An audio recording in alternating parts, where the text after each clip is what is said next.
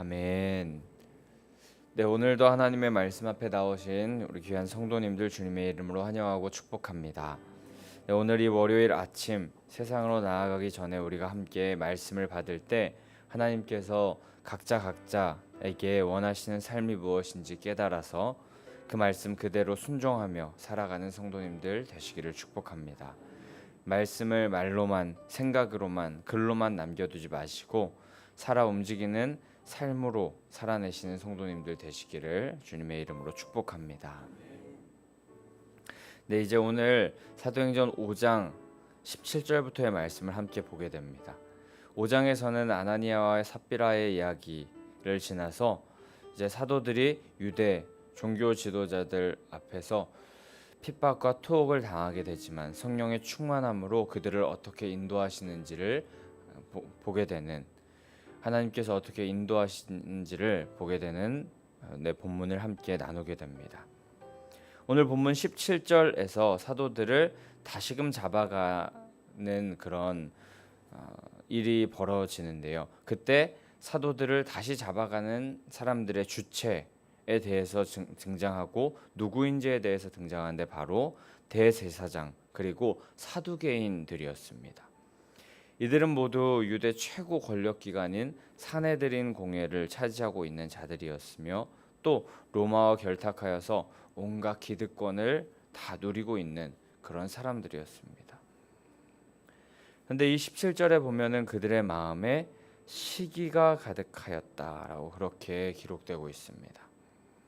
그리고 그들이 사도들을 잡아 옥에 가두었는데 이를 통해 알게 되는 것, 그것은 진실에 입각하여서 그 사도들이 뭔가 잘못하여서 그들을 옥에 잡아 가둔 것이 아니라 오직 그들이 사도들을 시기하는 마음에 권력을 가지고 폭력을 행사하였다라는 것을 우리는 알 수 있습니다. 그리고 17절에 시기가 가득하여라고 할 때 이 가득하다라는 표현은 헬라어로 에플레스테산이라는 그 용어를 쓴다고 하는데 이는 충만하다, 가득 채우다라는 의미로 빈틈을 찾지 못한다라는 그런 내용을 담고 있다고 합니다. 마음속에 시기심이 너무나도 가득 찼다는 것입니다. 다른 생각을 할 여유조차 없고 다른 것을 바라볼 여유조차 없고 그저 그 시기심 하나에 마음이 가득 차서 내가 그 사도들을 옥에 잡아 가둬야겠다라는 그런 생각만이 가득했다는 것입니다. 이 종교 지도자들, 유대 종교 대표자들이 이성을 잃고 시기심에 가득 차서 분별력 없이 행동하는 그런 모습을 보인 것인데 이는 당시의 그 종교 지도자들이 얼마나 타락했는지를 보여주게 되는 것입니다. 그런데 오늘 이 종교 지도자들이 이성을 잃고 그 사도들을 옥에 잡아 가둔 이유, 그 원인이 무엇이라고 말씀드렸습니까? 바로 17절 말씀에 나온 것과 같이 시기가 가득하여 바로 시기심 때문이라고 합니다. 시기심은 사전에 찾아보니 남이 잘 되는 것을 샘하고 미워하는 마음이라고 정의되어 있습니다. 또한 이 시기심은 그 시기심을 느끼게 하는 그 대상을 파괴하고자 하는 마음까지 갖게 된다고 합니다. 오늘 유대 종교 지도자들이 시기심을 가짐으로 인하여서 사도들을 옥에 가둔 이유, 그것은 그 사도들을 파괴하기까지 하기 위함이었고 심하게는 그들을 죽이려는 그런 생각을 하고 있었던 것입니다. 자신들이 누리는 기득권을 위협받음과 동시에 많은 무리들이 그 사도들에게 몰려드는 것, 자신들에게 몰려드는 것이 아니라 사도들에게 몰려드는 것에 대하여서 그 인기로 인하여서 시기심이 생겼던 것입니다. 또한 자신들이 하는 말과 자신들이 하는 그런 말의 교리와 상충되며 또 예수 그리스도와 부활의 교리가 퍼져나가면 자신들이 죽였던 예수님에 대한 책임을 자신들이 져야 할 것에 대해서 두려워하고 또 그런 마음에 그들을 시기하면서 죽이려고 했었던 것입니다. 그런데 이 시기심이 무서운 것, 그것은 바로 그 시기심을 느끼게 하는 대상을 죽이려 하는 마음까지 다다르게 된다는 것. 결국에 죄를 향하는 마음이 이 시기심에서 생겨난다는 것, 우리는 기억해야 할 줄 믿습니다. 우리에게도 이 시기심이라는 게 찾아올 수 있습니다. 이 시기심이 우리 마음 가운데 가득할 수 있습니다. 그래서 결국에 그 시기심을 느끼게 한 대상이 파괴되길 원하는 마음으로 그를 공격할 수도 있습니다. 하지만 이는 잘못된 방향임을 우리는 기억해야 합니다. 죄악의 마음을 빼앗기는 모습이고 사단에게 우리의 마음의 문을 열어주는 것과 마찬가지입니다. 우리는 시기심이 찾아올 때마다, 시기하는 마음이 찾아올 때마다 그 마음에 우리는 반대하고 또 기도하면서 올바른 방향으로 나아가기를 다시금 힘쓰는 자들이 되어야 할 줄 믿습니다. 유대 종교 지도자들은 하지 못했지만 우리는 진리가 무엇인지 분별할 줄 아는 그런 사람들이 되어야 할 줄 믿습니다. 시기심은 결국에 자연스럽게 죄로 죄로 발전함을 우리는 기억하면서 결국에 우리를 죽음에 이르게 만들 수 있는 이 시기심을 가벼이 여기지 않는 성도님들 되시기를 소망하고, 오늘 이 시기심을 잠재우며 사랑으로 가득 채우겠다는 결단을 주님께 올려드리는 귀한 새벽의 시간 되기를 소망합니다. 네, 결국에 그 시기심으로 인하여서 사도들은 감옥에 갇히게 됩니다. 하지만 19절 말씀에 보면 주의 사자가 밤에 옥문을 열고 끌어내었다라고 그렇게 기록됩니다. 이후의 본문에서 보게 되면은 그 감옥은 꽤나 삼엄한 그런 경비가 있었던 것으로 추측이 됩니다. 이후에 24절, 25절, 26절 끝부분에 보게 되면은 그곳에 경비가 있었고 또 삼엄한 감시가 어느 정도 있었음을 우리는 알 수 있는데, 그런데 그런 곳에서 하나님께서는 그 사도들을 구출시키십니다.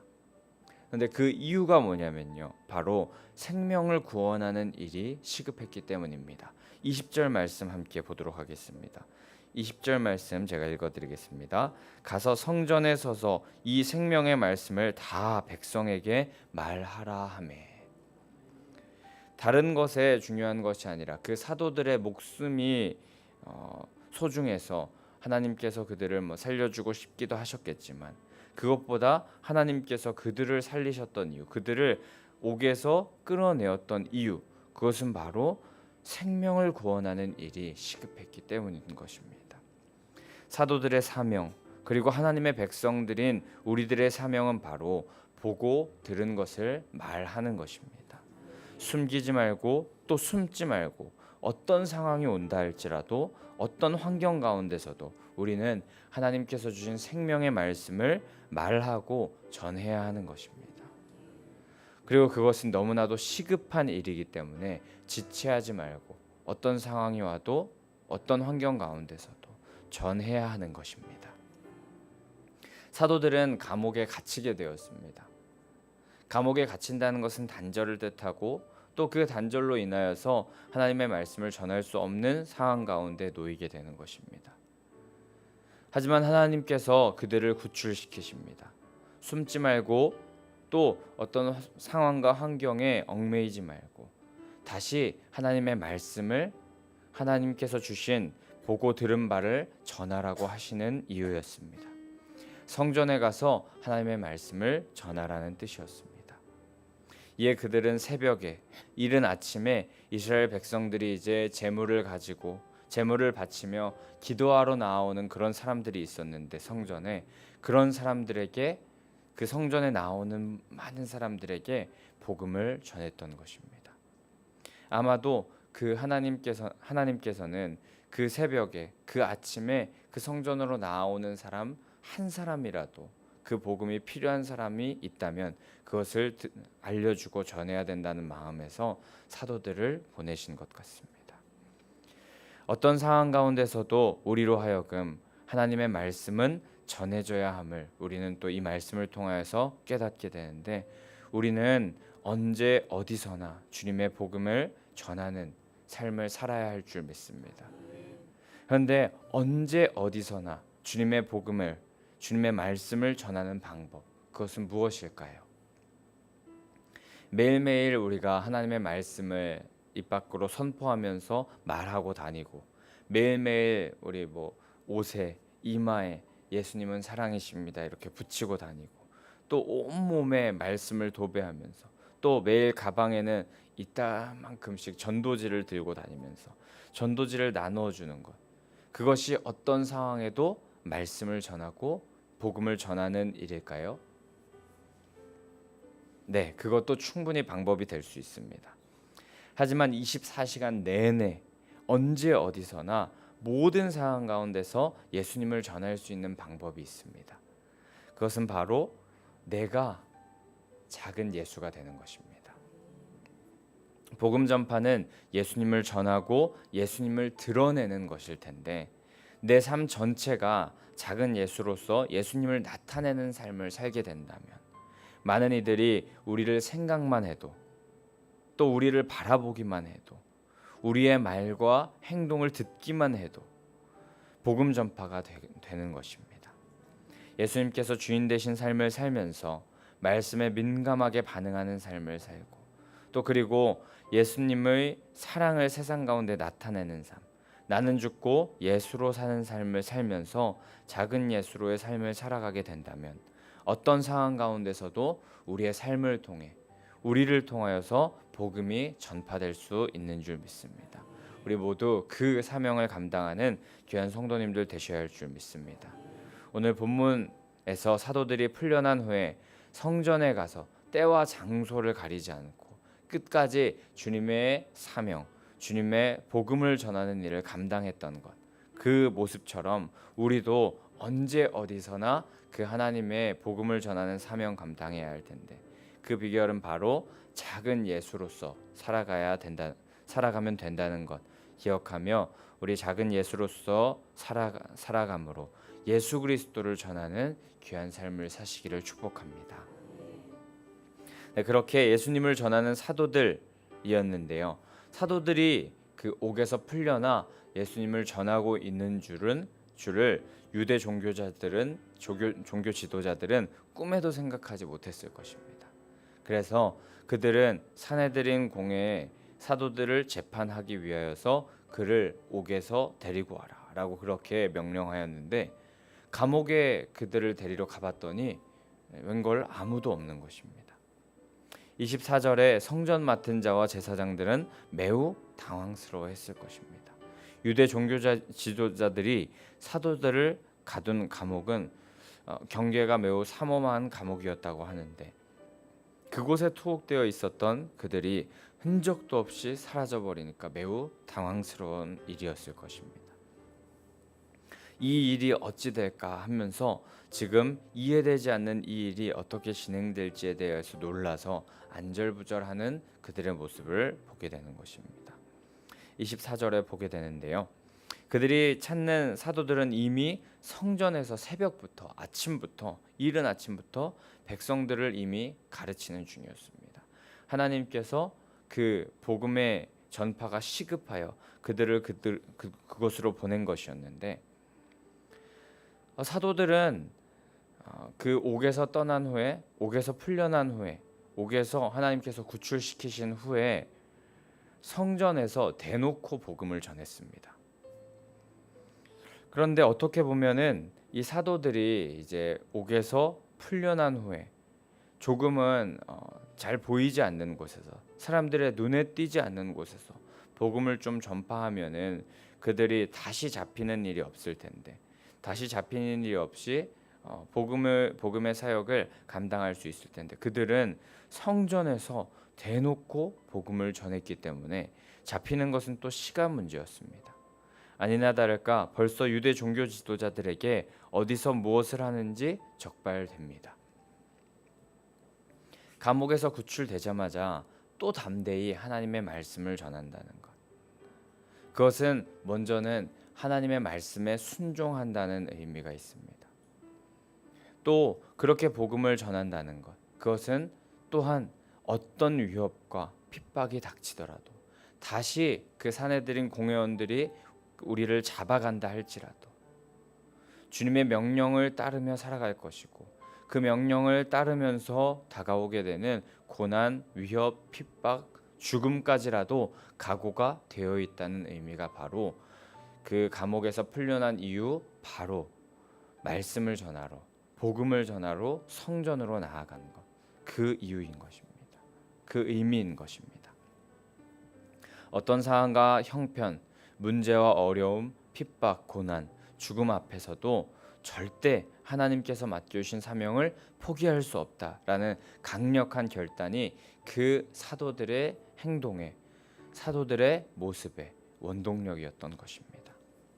하나님의 말씀을 듣는 것, 그분의 말씀에 순종하는 것이 이 세상 어떤 명령보다, 어떤 일보다 가치 있으며 옳음을 기억하면서 보고 들은 것을 말하지 않을 수 없던 사도들의 모습을 우리는 말씀에서 보게 되는 것입니다. 결국에 사도들을 다시 잡아가지만 강제로 그들을 잡아가지 못합니다.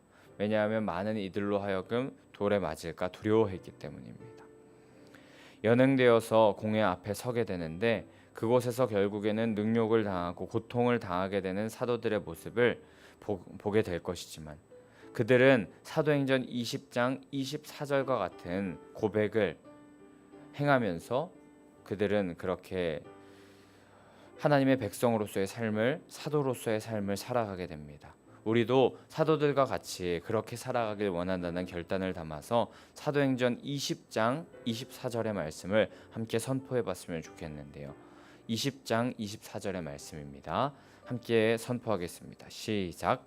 내가 달려갈 길과 주 예수께 받은 사명 곧 하나님의 은혜의 복음을 증언하는 일을 마치려 하면은 나의 생명조차 조금도 귀한 것으로 여기지 아니하노라.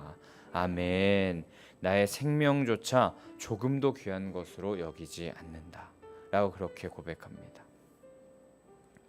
하지만 우리는 살아갈 때에 이 20장 24절의 말씀과 같이 살아가기보다는 하나님의 소리, 하나님의 음성을 들으며 살아가기보다는 세상의 소리, 세상의 음성에 더욱더 귀 기울이면서 살아가려 했던 우리들의 모습이 있습니다. 오늘 대제사장과 사두개인들이 들었던 세상의 소리인 시기심에 우리의 마음을 빼앗길 때도 있고요. 또 사도들과는 다르게 고난과 어려움, 환난, 핍박 속에서 내 생명, 내 안전을 더 귀중히 여기며, 만약에 나 자신이 그 옥에서 풀렸다면 조금은 몸을 사리면서 조용한 곳으로, 사람들이 많이 있지 않는 곳으로 가서 복음을 전하려 하진 않았을까라는 그런 생각이 듭니다. 내 생명, 내 안전을 더 귀중히 여기며 내 마음 내 뜻대로 행동하는 것이 우리들의 본 모습입니다. 하나님의 말씀에 순종하여 언제 어디서나 복음을 전하기보다는, 작은 예수로 살기보다는 말씀을 내 생각대로, 내 마음대로 판단하며 그대로 따르기보다는 말씀을 재단하고 평가하는 모습이 안타깝게도 우리들의 모습이었습니다. 이 새벽 시간에 우리 함께 기도의 자리로 나아갈 텐데, 우리 그때에 세상으로부터 들려오는 소리에 우리 잠시 귀를 닫겠다는 결단을 주님께 올려드리기를 원합니다. 하나님의 음성에 귀를 기울이겠다는 우리들이 되기를 소망합니다. 기도하는 우리들이 되기를 원하는데, 기도란 그런 것인 것 같습니다. 세상에서 말하는 소리를 거부하고 하나님과의 관계를 더 귀히 여기며 또 하나님의 말씀에 그대로 순종하며 나아가겠다는 결단을 올려드리는 자리가 바로 기도의 자리인 줄 믿습니다. 오늘 주시는 말씀을 기억하며 우리 시기심의 함정에 빠지지 않는 자 되기를 소망하고, 또 작은 예수로서의 삶을 살면서 모든 삶을 통하여서 우리의 모든 말과 행동, 삶을 통하여 예수님을 전하는 사람들이 되기를 우리 결단하며 기도하는 시간 되기를 소망합니다. 또한 어떤 환난과 핍박에도 주님을 배반하지 않고 끝까지 주님의 말씀 그대로 따르는 우리들이 되기를 결단하며 기도하는 이 새벽의 시간 되기를 간절히 소망합니다. 그렇게 결단하며 기도하며 나아갈 때 하나님께서는 부활의 능력으로 우리와 함께하여 주셔서 성령 충만케 하시고 우리 대신 우리로 하여금 우리에게 감당해야 될 일들 다 이미 감당해 놓으셨음을 기억하며 이루시며 승리케 하실 줄 믿습니다. 말씀에 순종하며 또 선포하며 하나님께서 이루시는 놀라운 능력이 삶 가운데 모두 체험되시는 귀한 성도님들 되시기를 주님의 이름으로 간절히 소망하고 축복합니다. 아멘. 우리 그럼 이 시간에 함께 452장